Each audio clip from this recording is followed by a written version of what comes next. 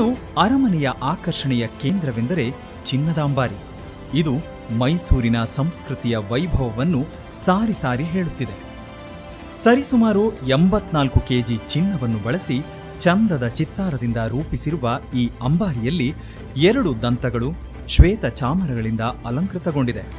ಹಿಂದೆ ಈ ಅಂಬಾರಿಯಲ್ಲಿ ಮಹಾರಾಜರು ಕುಳಿತು ವಿಶ್ವವಿಖ್ಯಾತ ದಸರಾ ಹಬ್ಬದಲ್ಲಿ ಅದ್ಧೂರಿಯ ಮೆರವಣಿಗೆಯಲ್ಲಿ ಸಾಗುತ್ತಿದ್ದರು. ಆದರೆ ಪ್ರಸ್ತುತ ಆ ಜಾಗದಲ್ಲಿ ತಾಯಿ ಚಾಮುಂಡೇಶ್ವರಿಯ ಮೂರ್ತಿಯನ್ನು ಆಸೀನಗೊಳಿಸಲಾಗುತ್ತದೆ. ಈ ಸುಂದರ ಅಂಬಾರಿಯನ್ನು ಸಾರ್ವಜನಿಕರು ನೋಡಲು ಸಿಗುವುದು ನವರಾತ್ರಿಯ ಸಮಯದಲ್ಲಿ ಮಾತ್ರ.